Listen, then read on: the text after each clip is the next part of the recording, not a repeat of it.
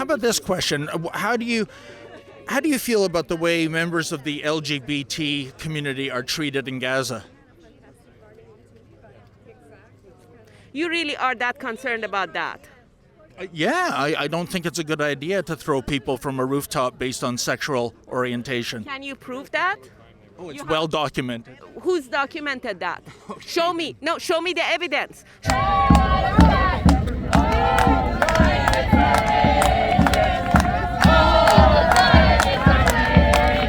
Do you have a message personally to maybe Doug Ford or Justin Trudeau or Prime Minister? I think they need to wake up. David Menzies for Rebel News here at the University of Toronto downtown campus. And folks, the University of Toronto administration, they were very cognizant of occupations occurring in other universities and colleges across North America, such as UCLA, Columbia, McGill in Montreal. So what they did as a proactive response to this is they erected a steel fence around the area here at King's College Circle.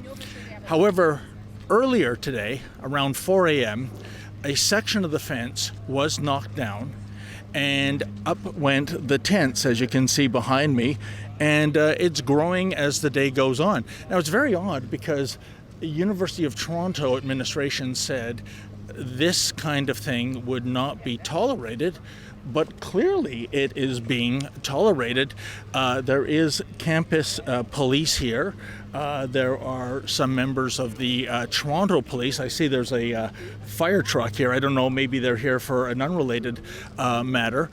But it just seems to be there's no bite behind the bark in terms of zero tolerance. Now, what we've been told is that the ringleaders of this encampment want the University of Toronto to sever ties with Israel businesses and Israeli universities. And that really shouldn't come as a big surprise to anyone, I should think, because the University of Toronto, shamefully, was one of the pioneers several years ago behind the boycott, divest, and sanction movement. So they've always had a anti-Israel, anti-Jewish bent. Now, we've spoken to some people off camera, and evidently they have set up a checkpoint, and they are being very selective in terms of who they allow in and who have to stay outside the fence. And it's,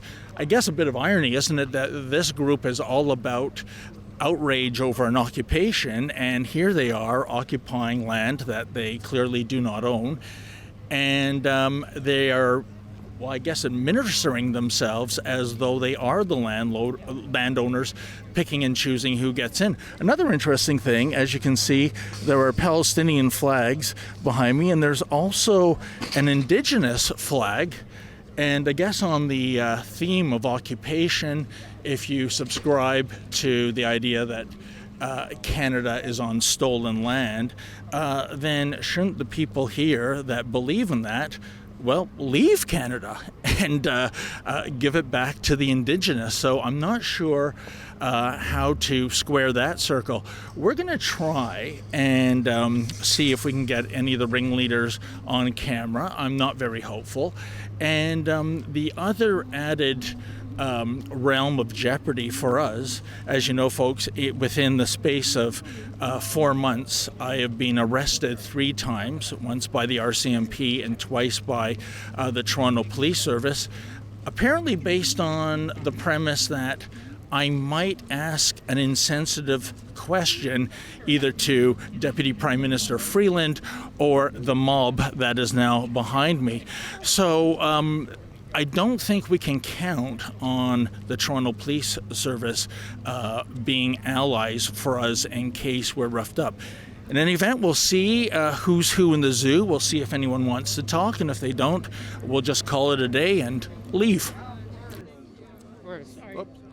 Hi there, just wondering if somebody wanted to come on camera. Free, free Palestine! Free, Well, I guess that's our answer. I just wanted to hear their side of the story, and they resort to chanting.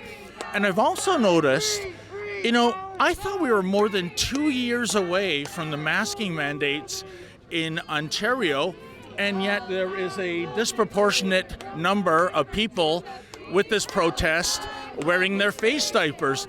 So you have to ask yourself, folks, are they that overly concerned about COVID, which I thought was in the rearview mirror, or is this about disguising themselves? Are they maybe up to nefarious intentions? But as you can see, we are clearly not allowed to come into the encampment. So maybe we can find somebody on the other side of the fence that might want to come on camera. Let's see. Hi, ma'am. What do you make of this occupation? Oh no, I'm not COVID positive. I don't know. Oh, okay then. Okay, I'm supporting them. Okay. I'm here. And I understand they want the U of T to sever ties with Israeli companies, with Israeli universities. Divest and boycott. Yes. All right. Now, why do you think that's a good idea? Why? For the same reason that I thought that was a good idea when it was going on around South Africa. Because Israel is an apartheid state and there is a genocide going on right now. And I would like to, my universities in my country to stop supporting genocide. You know, I'm curious what makes you support the idea that Israel is equivalent to apartheid South Africa. Because Israel is equivalent to apartheid South Africa in all of its policies, in the way that it has treated the Palestinian population for 75 years, in the way that it has stolen people's land and resources, and in the way that it has treated the Palestinians. But aren't there Arabs who are part of the Israeli Knesset? I'm not interested in this argument with you. How do you feel about the way members of the LGBT community are treated in Gaza? You really are that concerned about that? Yeah, I don't think it's a good idea to throw people from a rooftop based on sexual orientation. Can you prove that? Oh, it's well documented. Who's documented that?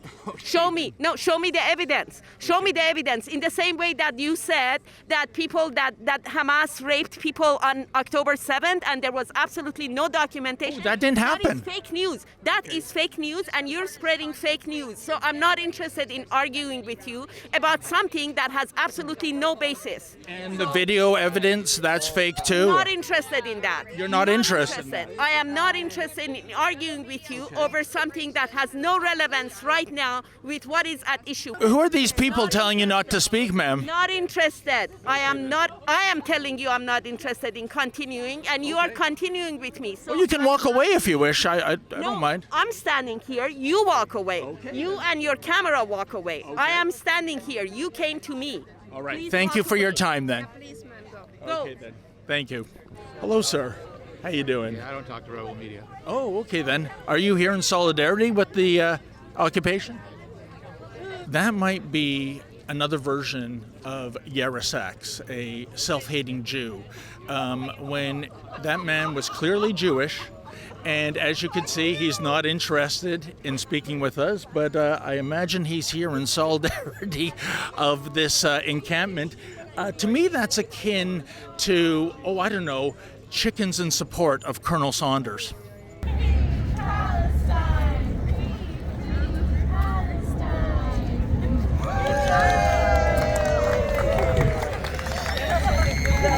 Now, I should note, folks, that my cameraman, Efren Monsanto, beat me to the scene, and I'm glad he was here early. He caught a really disturbing incident in which a elderly woman was swarmed and pushed simply for walking on this property. Here, check it out.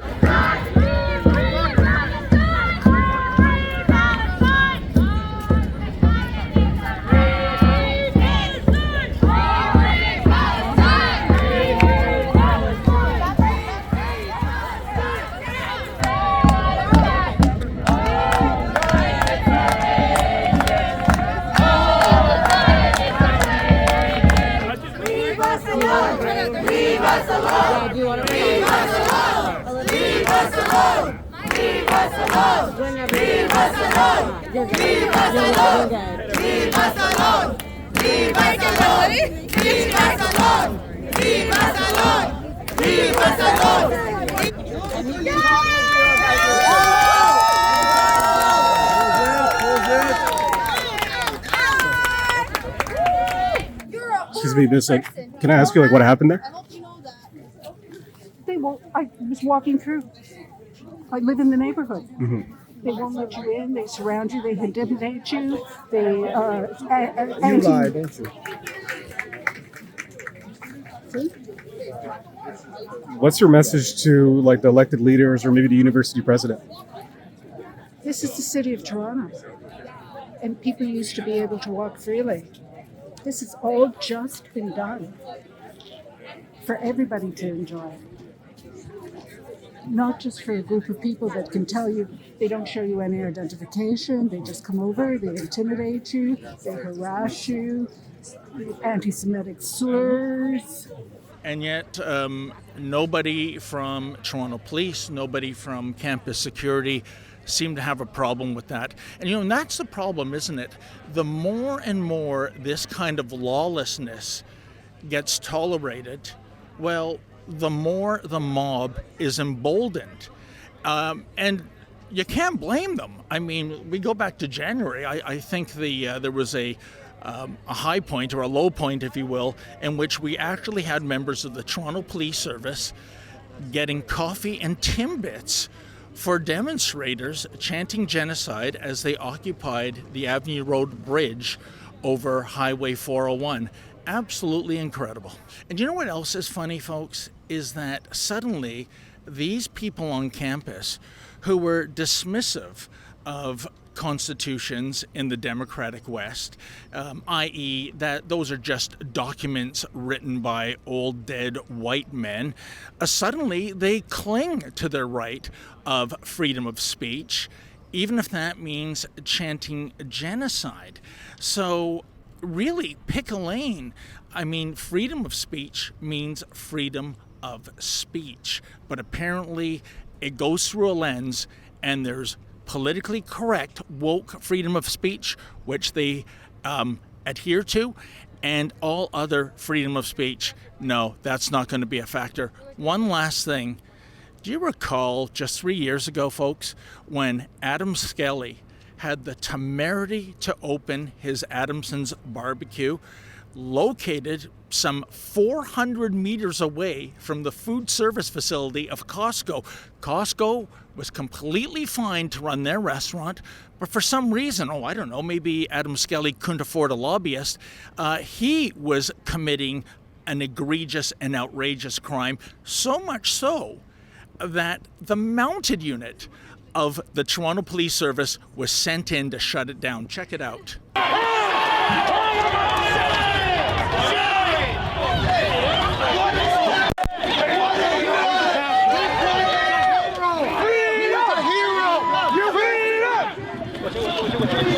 Where's he going?